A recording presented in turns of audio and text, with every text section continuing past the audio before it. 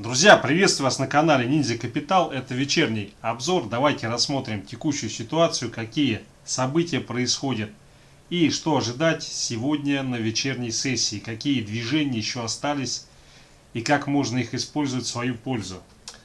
Так, друзья, но сегодня меня несколько из колеи выбили всякие безобразники, нехорошие люди, ну да бог с ними. Так, давайте начнем сначала. Сегодня в первой половине дня с 11 часов действительно по Европе вышли достаточно негативные данные в части деловой активности и по Германии, и по Евросоюзу. Но ситуация на самом деле вполне прогнозируема. На фоне того, что происходит с третьей волной, конечно, Европу это вроде бы не так сильно затронуло, как, допустим, Соединенные Штаты или Великобританию или Россию. Тем не менее, отголосок все равно здесь есть, потому что нарушаются цепочки.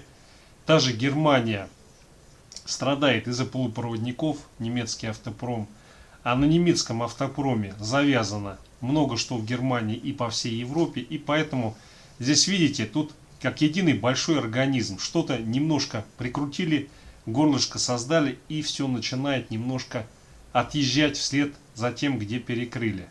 Итак, у нас создается несколько негативный фон, исходя из реального положения в экономике. Однако пока это не трансформируется надлежащим образом в движение на фондовых рынках. Так, далее 15.30, средняя почасовая заработная плата. Вот здесь рост, причем, что удивительно, рост по сравнению и с предыдущим значением, и с прогнозом. То есть, если происходит рост среднечасовой заработной платы, это значит растет покупательная способность. Значит, люди становятся более оптимистичны, будут больше покупать, потреблять больше услуг, товаров, и, соответственно, американская экономика будет уходить в отрыв. Так, ну вот очень такая коллизия сложилась. Достаточно, скажем так, она с одной стороны, вроде бы и все плохо, и с другой стороны нельзя сказать, что все плохо, потому что значит деньги будут продолжать печатать. Изменение числа занятых в несельхозсекторе вышло достаточно маленькое, в разы меньше, чем было до этого и чем предполагалось. Но здесь не было удачи, да несчастье помогло.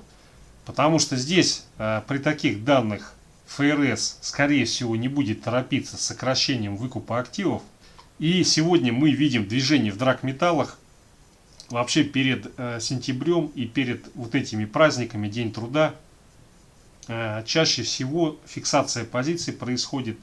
И, соответственно, они немножко либо падают, либо находятся в консолидации. Мы увидели выход по серебру и по золоту. Это прекрасно. И вот все благодаря тому, что не все благополучно с изменением числа занятых в частном несельхозсекторе Соединенных Штатов. При этом, обратите внимание, безработицы общий уровень по августу, он 5,2%, он такой же, как и прогнозировалось, и он даже ниже, чем то, что было до этого. На самом деле, для того, чтобы, скажем так, оперативно иметь представление о том, что происходит, все время создают какие-то новые индикаторы, новые макроэкономические данные. С одной стороны, это позволяет достаточно оперативно отдельные изменения вносить, корректировать. С другой стороны, это, конечно, создает определенную путаницу. И когда их слишком много, то порой возникает такая ситуация, когда они дают противоречивые сигналы. Но вот в частности сейчас, вот если так невооруженным глазом смотреть, то вроде бы безработица, она стала даже меньше, было 5,4, 5,2. При этом изменение числа занятых в несельхозсекторе значительно меньше, чем было до этого и чем прогнозировалось. Но, скажем так, здесь говорить о том, что есть негативный тренд, который усиливается, можно будет только после получения данных за сентябрь, то есть в начале октября. Пока здесь говорить о том, что сформировался негатив, преждевременно, но с другой стороны, с моей точки зрения, те перекосы в экономике, которые были связаны, во-первых, с переходом на новый вид экономики онлайн, во-вторых, с устранением большого количества напечатанных денежных средств, это, разумеется, утрированная термин, то есть, конечно, их там никто прям не печатал, не стоял у станка, то есть в виде различных инструментов, гарантий, кредитов, там, выкупов и так далее. Но тем не менее, то есть денежные средства, они созданы как таковые, они поступили в экономику, в финансовый сектор, и на данный момент их количество, оно не соответствует тому уровню товаров, услуг, которые производятся. Это вызывает раздутие. Вот. И, соответственно, фондовый рынок, он и растет, потому что он начинает это адсорбировать.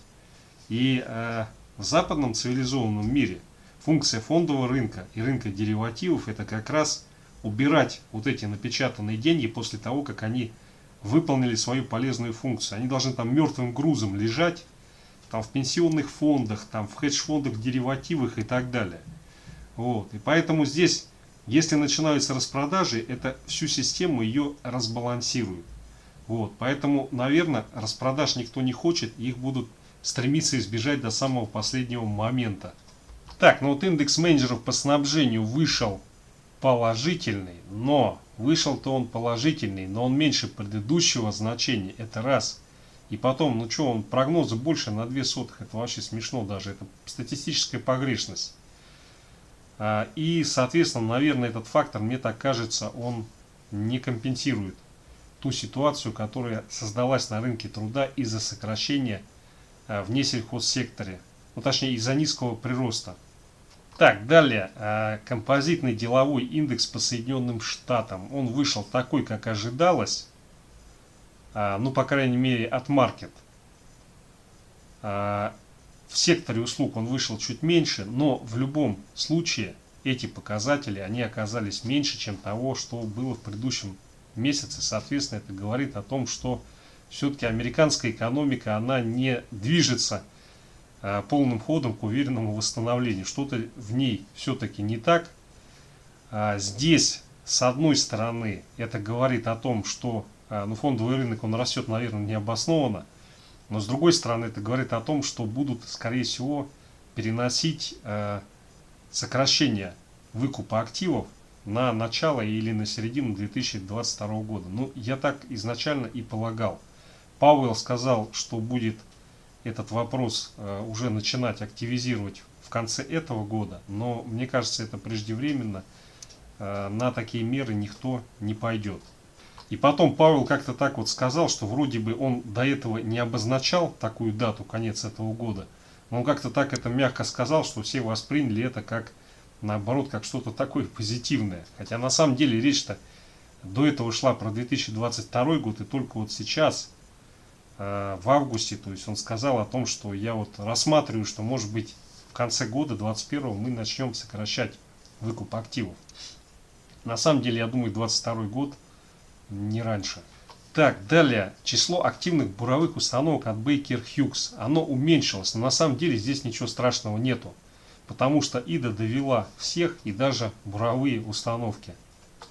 Поэтому здесь, я думаю, вот это сокращение, которое мы наблюдаем, оно носит технический характер, связанный с ураганом. Оно как бы не является показателем того, что сокращают активные буровые вышки, потому что нефти требуется меньше. Так, друзья, ну вот S&P, недельный таймфрейм, здесь он движется наверх безостановочно. То есть здесь, я так понимаю, судя по кинематике движения, он предполагается, если сейчас в сентябре никакого форс-мажора не произойдет в середине, то как раз к концу года мы должны на 5000, возможно даже больше прийти. Вот. Ну, критичные даты с 15 по 30 сентября, но с учетом негатива по данным занятых в несельхозсекторе приросту, скорее всего, ФРС какие-то упреждающие действия предпримет, чтобы здесь уж точно ничего не возникло, никакого ни кризиса ликвидности, никакого негатива. И здесь, я так думаю, из факторов риска, которые все могут испортить, могут выйти либо какие-то геополитические события, либо, может быть, что-то Китай подбросит интересное. Ну, с ковидом тема, она себя отыграла в основном глобально. То есть, да, будут какие-то отклонения на фоне заявлений там новых штаммов и так далее. Но здесь все как бы оно более или менее стало прогнозируемо и понятно. Как это ни странно. Хотя вроде бы там полгода назад все ахали и в ужасе не знали, что делать. Ну, по крайней мере, большинство людей. Но на текущий момент, по-моему, ситуация вполне развивается прогнозируемо. И здесь несколько иные неожиданные риски, они выходят на арену.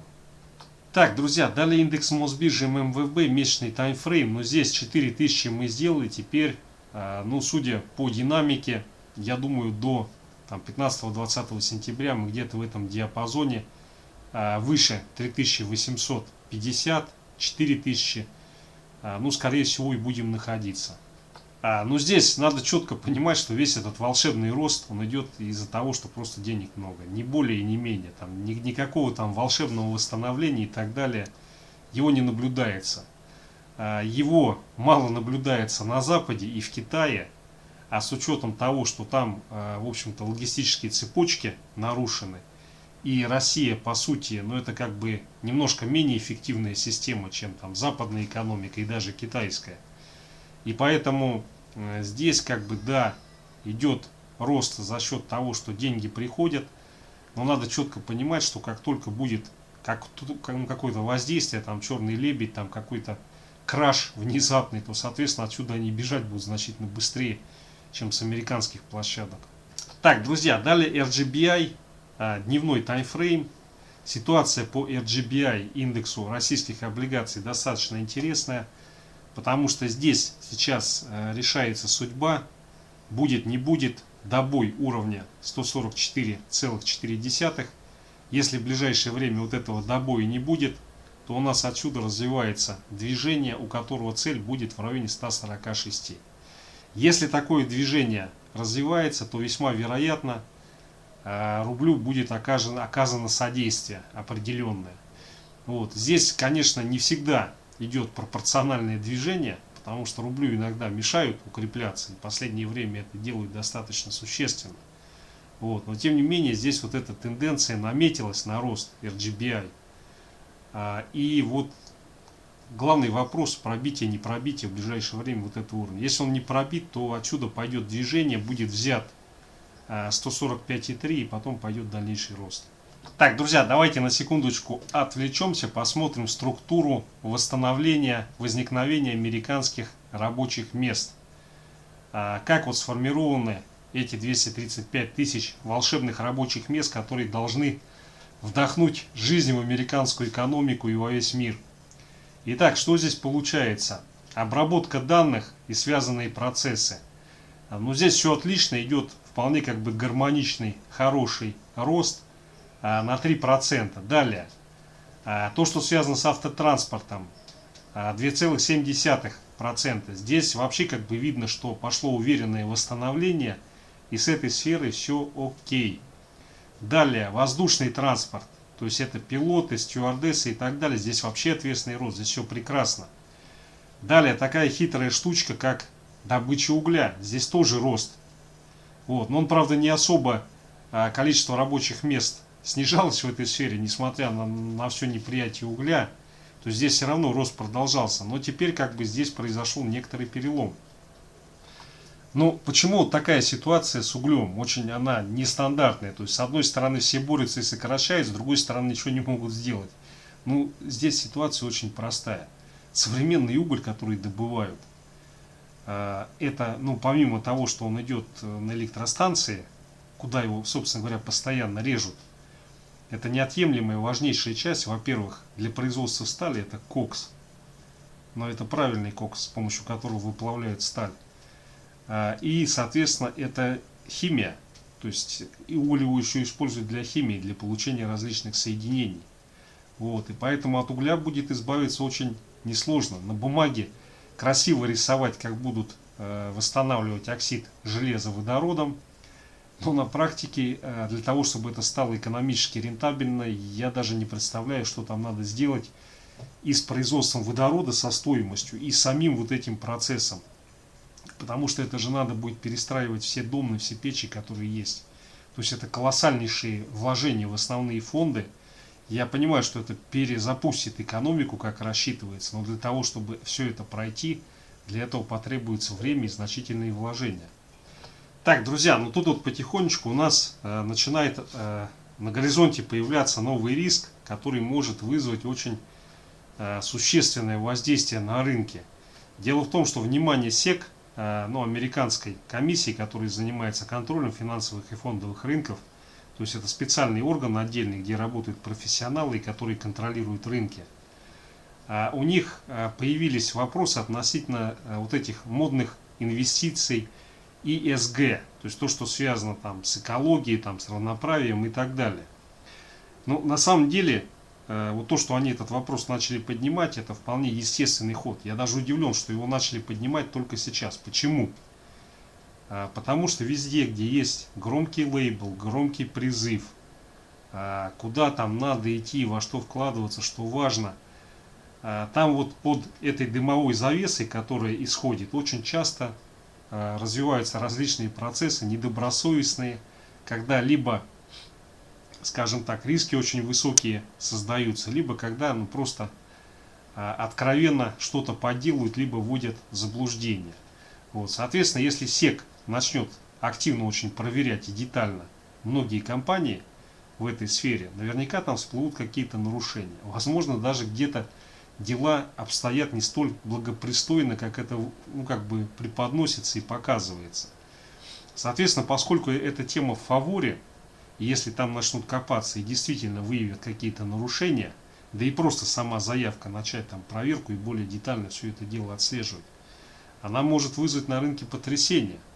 Вот, и как раз разговор этот сейчас подняли, 2 недели, даже сколько, 2 недели разгона до 20 сентября, посмотрим, сработает этот стартер или не сработает. Так, друзья, давайте вернемся к графикам. Давайте начнем с серебра. Серебро и золото очень-очень меня, особенно золото, сегодня порадовало. Я вообще думал, будет такое либо консолидационное закрытие, либо, может быть, даже будут там что-то выбивать вниз. Вот, но все прошло очень четко и очень бодро.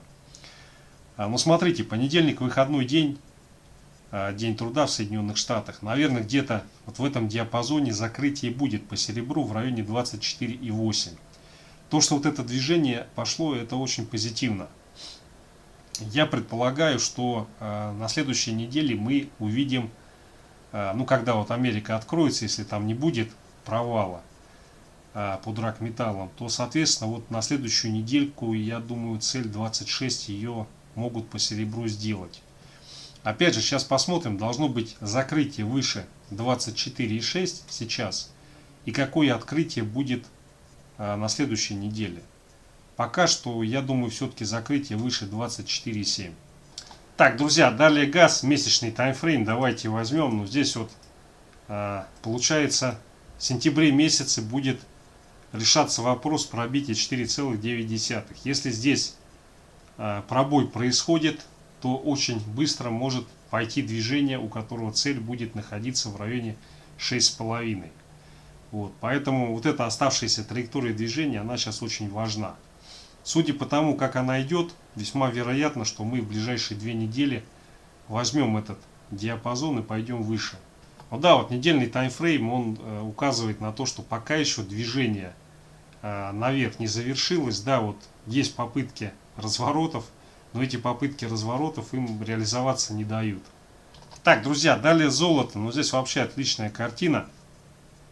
Если закрытие будет выше 1832, то это было бы вообще прекрасно. Это значит, на следующую неделю там по золоту мы можем увидеть целый вихрь. Так, и часовик.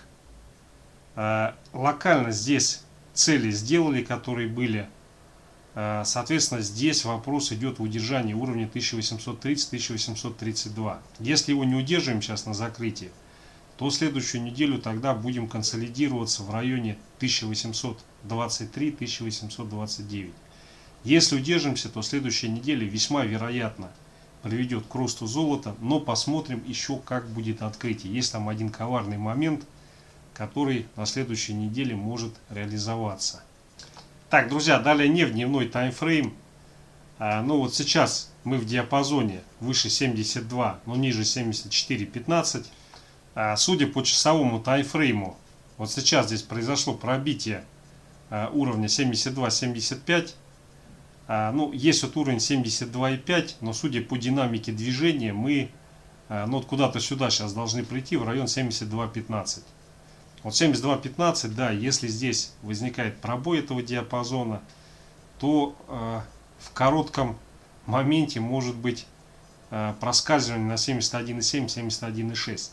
Я думаю, вот где-то либо здесь, либо может быть от 72,15 мы должны отразиться и закрыться на сегодня в диапазоне 72,15, 72,75, вот где-то здесь вот. Так, друзья, далее рубль-доллар, USD Tomorrow. Ну, падает он как подстреленный аист или, я не знаю, там утка. Ну, 72,8, то, что пробили, это не очень хорошо для доллара, потому что закрытие ниже 72,8, оно весьма вероятно на следующей неделе должно привести уже к тестированию 72. А если ориентироваться на часовик, то у нас здесь разворотная формация, которая сегодня должна привести к закрытию на 72,86, 72,9 в районе этого значения. Соответственно, если такого не происходит, то весьма вероятно на следующей неделе мы получим продолжение укрепления рубля. Здесь, понятное дело, все зависит от рисков и от нефти. Вот. Но пока текущая ситуация для рубля, как это ни странно звучит, в сентябре она благоволит. Вот. Соответственно, если сегодня все-таки пойдет движение с пробоем 72,55, 72,5, вот здесь вот, то весьма вероятно уже закрытие сегодня будет в районе 72,3, 72,35. Мне такой сценарий кажется маловероятным. Здесь либо будет отскок куда-то сюда, либо закрытие в диапазоне 72,7, 72,8.